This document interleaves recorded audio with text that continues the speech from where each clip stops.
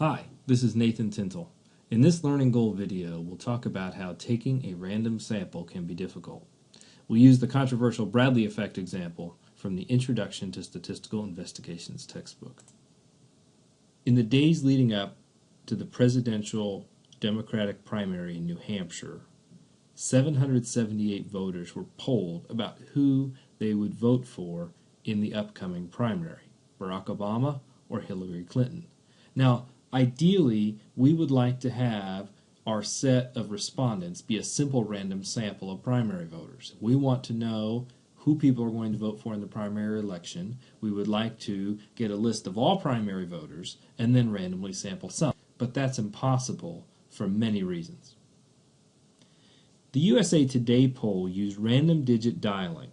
Now, random digit dialing is where you essentially let a computer just choose random numbers between 0 and 9 and dial them. And essentially, you've randomly dialed a phone number. So they do this for people in the state of New Hampshire.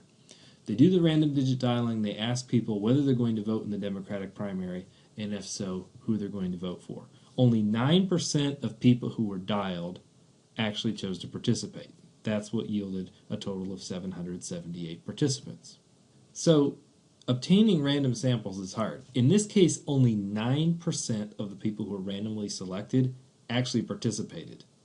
That's low. Some studies are lower, a number of studies are higher, but you typically will have a very challenging time getting nearly 100% or 100% of the people you select to participate. Now, you can take random samples of things that aren't people, and depending on what they are, there are certainly a lot of situations where you can get sort of 100% participation. That is, the individuals, the observational units that you randomly select all choose to participate in the study.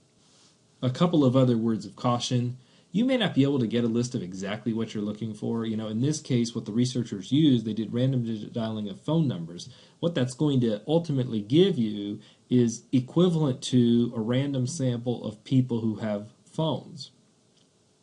But that's not necessarily the same as people who are going to vote. Finally, the researchers started in a pretty good place here with the random digit dialing, but due to the low response rate, you still need to make an assumption here that the 9% who participated are like those who didn't participate.